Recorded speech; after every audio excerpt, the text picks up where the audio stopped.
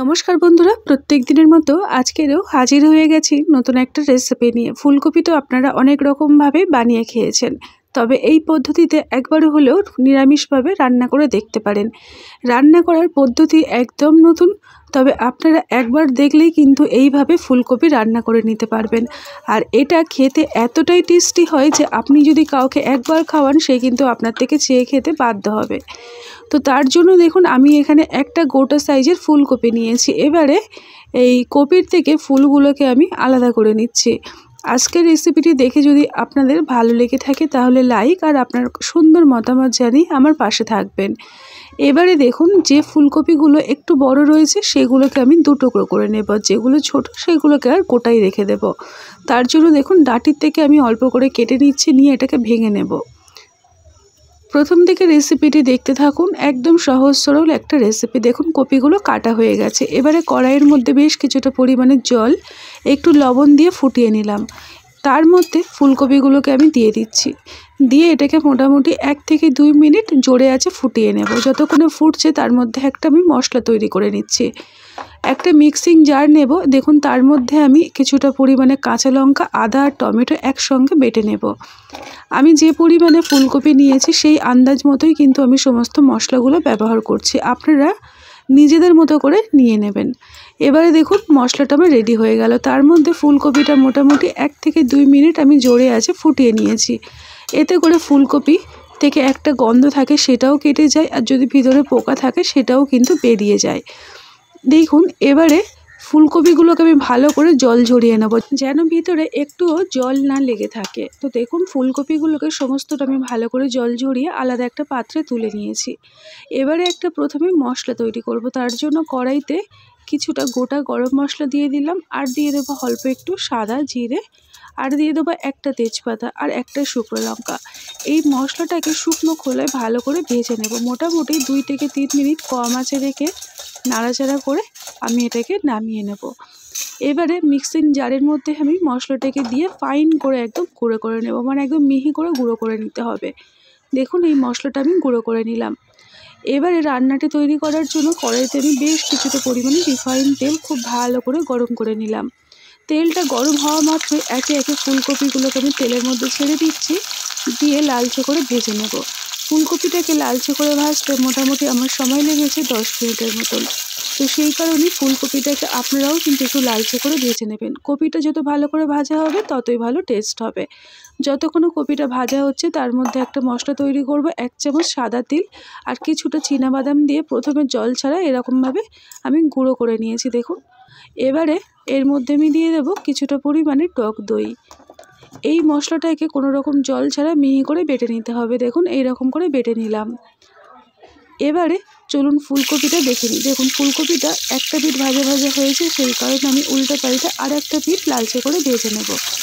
এবারে গ্যাসের আঁচটাকে আমি একটু জোরে করে দেব, দিয়ে দেখুন এইরকম লালচে করে ভেজে নিয়েছি। সমস্ত ফুলকপি এইরকমভাবে ভেজে নিতে হবে। এখনও পর্যন্ত যদি রেসিপিটি দেখে থাকেন তাহলে আপনাদেরকে অসংখ্য ধন্যবাদ। ভালো লাগলে আপনার লাইক, আপনার মতামত জানিয়ে আমার পাশে থাকবেন। দেখুন, কপিগুলো আমার ভাজা হয়ে গেল।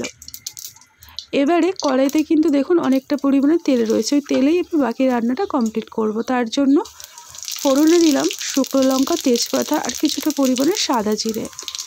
এটা ফোড়নটা মোটামুটি 1 সেকেন্ড থেকে 2 সেকেন্ডের মধ্যে ভাজা ভাজা হবে। তারপরে আমি এখানে আগের থেকে যে টমেটো আর তার সঙ্গে আদা কাঁচা লঙ্কা বেটে রাখলাম ওই মশলাটাকে দিয়ে দিলাম।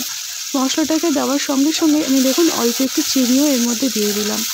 এইভাবে কষানোর সময় যদি একটু চিনি দেওয়া যায়, দেখবেন কালারটা খুব সুন্দর আসবে। আর তারপরে আগের থেকে এই যে চীনাবাদাম আর সাদা তিল, তার সঙ্গে টক দই বেটে রেখেছিলাম, ওই বাটাটাকেও দিয়ে দিয়েছি।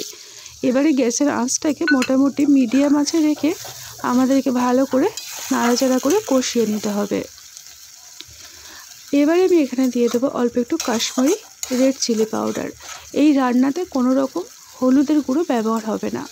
আমি এখানে অল্প একটু জিরে গুঁড়ো আর খুব সামান্য পরিমাণে ধনে গুঁড়ো দিয়ে মশলাটাকে খুব ভালোভাবে কষিয়ে নেব, যতক্ষণ না মশলার থেকে তেলটা আলাদা হয়ে যাচ্ছে। দেখুন, আস্তে আস্তে কিন্তু তেলটা ওপরে উঠে আসছে। ঠিক সেই পর্যায়ে আমি দিয়ে দিলাম অল্প একটু কসুরি মেথি পাতা আর অল্প একটু চিলি ফ্লেক্স, যাতে রান্নাটা কিন্তু দেখবেন বেশ ভালো ঝাল ঝাল হবে। আর তার সাথে দইয়ের যে একটা ফ্লেভার সেটাও আপনার মুখে লাগবে, সেটা খেতে কিন্তু দুর্দান্ত হয়। এবারে সমস্ত উপকরণ ভালো করে কষিয়ে তারপরে আমি আগের থেকে ভেজে রাখা ফুলকপি দিলাম, তার সঙ্গে দিয়ে দিলাম স্বাদ মতো লবণ, আর ওই যে ভাজা মশলা গুঁড়ো করে রেখেছিলাম ওটাও দিয়ে দিলাম অল্প একটু, আর কিছুটা রেখে দিয়েছি ওটা আমি পরে কাজে লাগাবো। এবারে ভালো করে ফুলকপিটাকে নাড়িয়ে চাড়িয়ে তারপরে আমি ঢাকনা দিয়ে রাখবো, যাতে আরও একটু নরম হয়ে যায়, মশলার সাথে ভালোভাবে মজে যায়। দেখুন ঢাকনাটাকে খুলেছি, আর তারপরেই আমি এখানে দিয়ে দেব পরিমাণ মতো উষ্ণ গরম জল। এই রান্নাটা একটু মাখা মাখা হবে, তবে একটু কাই থাকবে। এই রান্নাটা কিন্তু আপনি রুটি হোক বা পরোটা বা ফ্রাইড রাইস বা অথবা সাদা ভাত দিয়েও খেতে পারবেন, খুব ভালো লাগে খেতে। এবারে আমি দিয়ে দেব আর একটু লবণ, আর দিয়ে দেব দুটো গোটা কাঁচা লঙ্কা। যেহেতু কাঁচা লঙ্কা বেটে রান্না করেছি, তার সঙ্গে চিলি ফ্লেক্স দিয়েছি, তাই আমি কাঁচা লঙ্কাগুলোকে গোটা অবস্থায় দিয়ে দিলাম। এবারে ঢাকনা দিয়ে আমি আরও 10 থেকে 15 মিনিট রান্না করে নেব। এতে করে দেখবেন গ্রেভিটা অনেকটাই মাখা মাখা হয়ে যাবে, আর ফুলকপিগুলো আগের তুলনায় একদম নরম হয়ে যাবে।